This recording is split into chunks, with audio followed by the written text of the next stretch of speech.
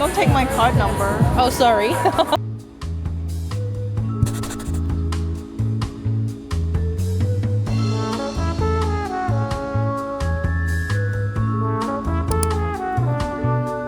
pizza did you get?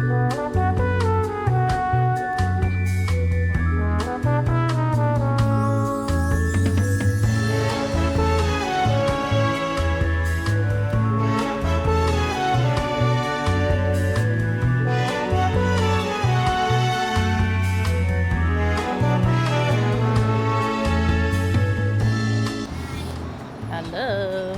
We just finished at Fashion Thrift Society at, where are we? We're at Sydney Showground. It's near Godox Bank Arena, which is sadly called Afterpay Arena. Well, they renamed it Afterpay Arena. I don't know why. That's like the most disgusting thing ever. There's a lot of clothes, which is good, but there's not a lot of clothes that wear. There was a lot of like nice clothes, but they were all rather expensive. Yeah. No, but it's like you'd pay a lot of money for something like that, but that's only if you went there looking for something like that. Right. It was very like niche. I mean, it's like there's a lot of good stores which are like very thrifty, and they do have like the $5, $10 racks, but it's like a lot of them I don't really like a lot of baby tees and like a lot of, there was this one store that was very catered to Brandy Melville, is that the brand? Something like that, and it's like very skinny, like low rise. I did buy those like cool like skirt pants from Gappy. That's the thing, like I would usually when I go to these places I'll get like one item that's like quite expensive.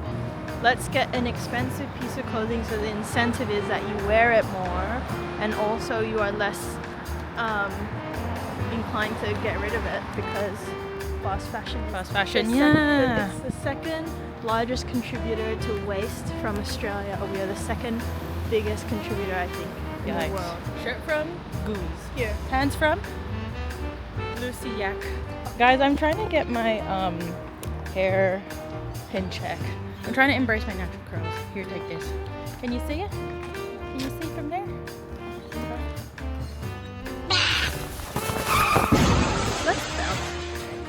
Oh, well, thanks for that. I think it's just a routine and the curl training, because I've straightened my hair for like so long because I didn't like my hair. But then I'm like, no, you need to embrace it because you're literally killing your hair. And so I've been doing like, what is it? Leave-in conditioner, and then a, oh my god, we're everywhere. Leave-in conditioner, and then a curl cream, and then a mousse. And then and one of those curl brushes. But now we're going to Rizal, so we'll see you there. Bye. We are at Rizal Market and I'm super busy. We used to come here like every week when I was young. Collector's markets. So let's see what we find.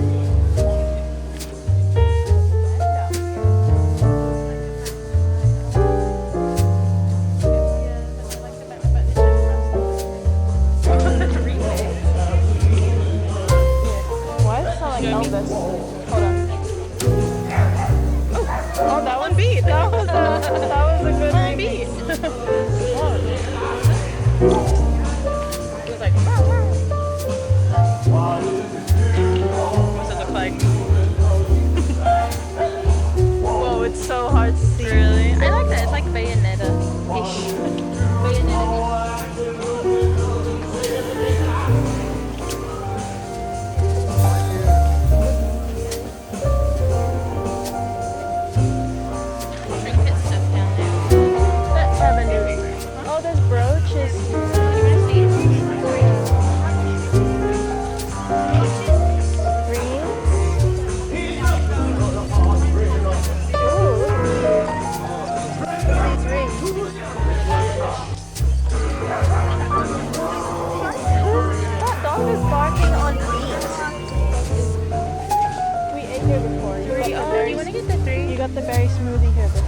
there was a guy and he was telling me about these woodworking tools, these planes. I was looking at, not a jack plane, but I can't remember the word for it right now, but it was a plane. It was a smaller one, and he was talking to me about like restoring them because he restores them, and he dropped onto me some immense knowledge that I was very grateful for. So yeah, that was fun. Still looking around.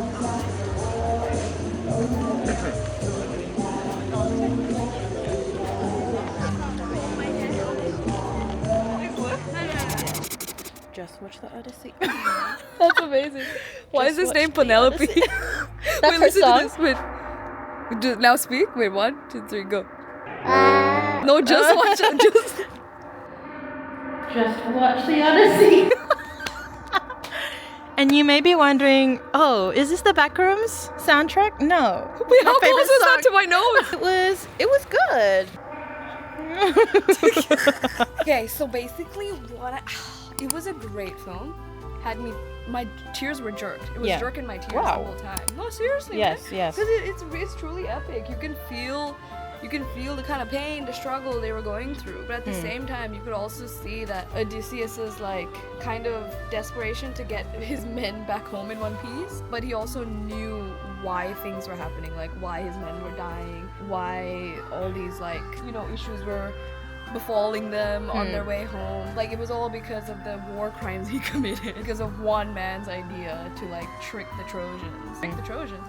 I'm confused. So was it the Trojans that did it? No, because, yeah. Because honestly, I need like a history recap because I wasn't really This is informed. a bunch of people who don't know what they're talking about. They're talking about shit. Watch for me. I think. Yeah, it was really good. I only like vaguely know of what the Odyssey was, but yeah, no. I think I still felt hungry, especially for like a lot of the scenes where there were like these creatures that pop up, like Cyclops, and then you'd have the sirens. Like, oh my god, the siren They should have done something more because that was such a good scene. That was such a great scene. Like you could, especially the sound editing in this. Oh yeah, it was really good. It was really good. Especially in that scene where they were like filling their ears with spoilers. Spoiler. Yeah. Well, I'll put a spoiler warning. They put wax in their ears, and as soon as his right hand man, I forgot his name. He finished putting wax in his ear, and then the sound immediately just mutes. Yeah. That was fucking cool. But then during that time, this is the only one that can hear the siren song. But like the sirens were like a distant, like kind of like foggy figure in the distance, which was really cool and menacing. But I feel like first of all, there should have been more men that jumped the ship that swam towards them. It was only like one guy that was actually sacrificed. It was like a few minutes. Like I was like, that's not that great. Right. I feel like I could pass this out. But that's not how it shouldn't be like that. Like I feel like it should be so unthinkable to the audience that witnesses it. Like I feel like that was just like barely a feat. Yeah. But I really liked Odysseus' reaction to that. He said like the siren song is just like everything you like want to hear plus like everything you don't want to confront. Like it's so painful. But at the same time, I wish we like got to see the sirens up close. Oh, true. I really wanted to see the sirens up close. I wanted to see how like that interpretation that because this is all like Nolan's like kind of reimagining of the Odyssey, right? But I wanted to see like if I got to see the sirens, it would have really added to like the world building of it. I felt like that kind of took me out of it a little bit. Like I was really hoping that we got to see some of the sirens for ourselves, But the giant scene was very solid, I feel. The giants were crazy. Yeah. People are saying like, oh, don't skip that scene. Well, like if you need to go to the bathroom, it's like the giant scene was insane. Giant scene was so it was good. like very anxiety-inducing. Such anxiety. But you know what? My favorite of all the scenes, of all the fighting scenes, of all like the battle, I really, really enjoyed the ending bit where he was massacring all these people in the Goosebumps. Room, right? That was pretty good. Like I had so much anxiety during that time, and that was really cool. But I would say like the Cyclops really uneasy. Like the design of the Cyclops was fucking very cool. terrifying. I think was it like a reference like that eating of like the soldier? It also almost reminded me of that. What's that painting? Is that like Ivan? No. What's that? It's literally the same. It's like eating. Oh, it's that big yes! giant that was like Yes! Neptune's or Jupiter sun no, eating his something like that. No, But- you're right. You're yeah, right. but it was like fuck. similar. What was it called? Very uneasy. I don't know. It was like, was it Neptune eating his son? Not Neptune Neptune eating Jupiter or something. I don't know. No, hold on. We gotta. It has been a long time too. Someone ate my Uranus. My Uranus. Been a long time since someone ate my anus. Saturn. It was Saturn. devouring his Okay, son. Saturn. This is what she was referencing, guys. Oh, yeah. That Almost Saturn reminded devouring me. his son. Anyway, it was very cool, very uneasy. That scene, very Yeah. solid scene, one of my faves. Dude, no, that was so uneasy. And like, he was actually intelligent and he was able to speak. And it's so crazy that the first thing Poseidon Odysseus' part. men, yeah, because it was Poseidon's son, and the first thing that Odysseus' men thought of was, we gotta kill this guy. Yeah. Like, that was the first thing. Was they're quick to anger. They're like trigger happy as fuck. And it was only until Odysseus was like, wait, who's gonna open the door for us? Because that motherfucker kept blocking them from leaving. Yeah.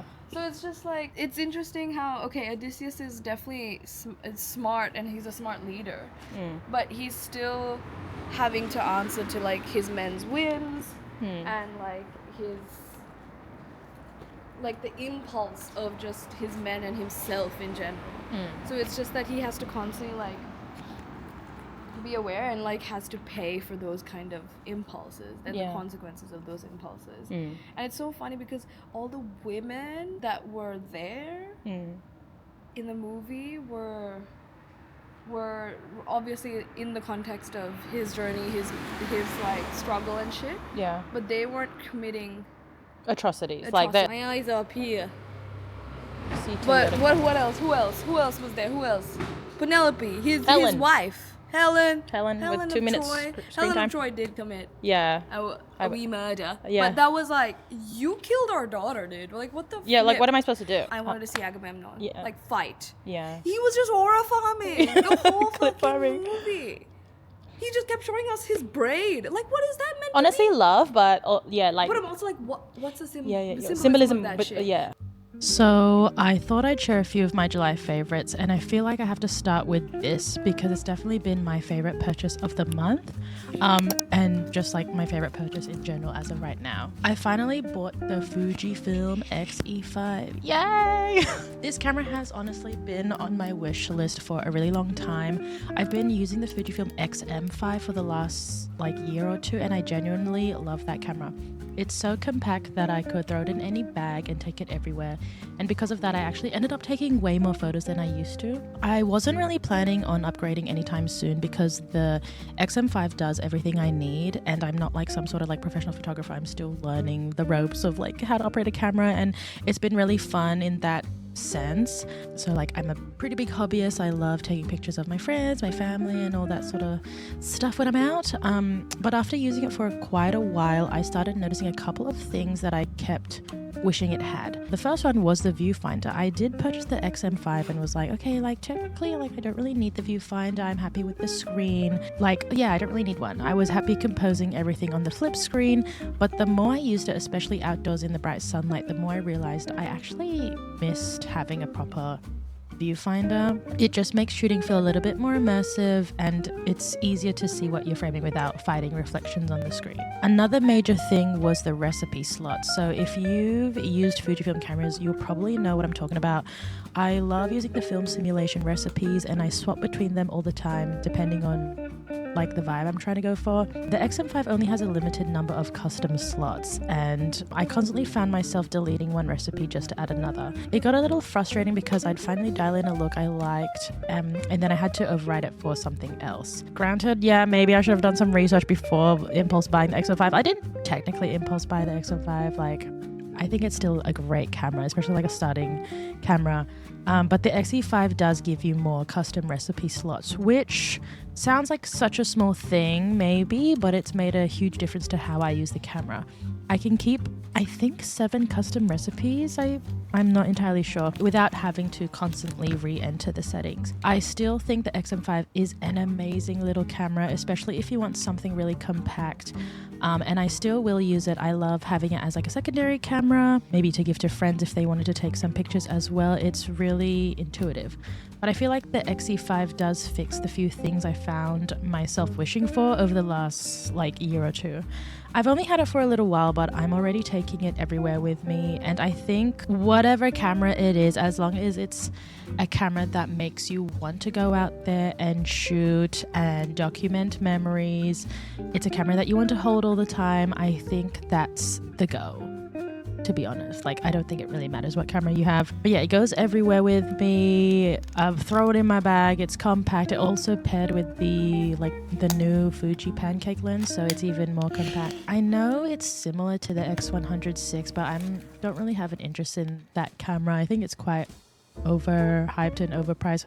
To be honest, I feel like it's the same price as the XE5. With the XE5 you do get the option of an interchangeable lens, so I think that was the main driving force as well.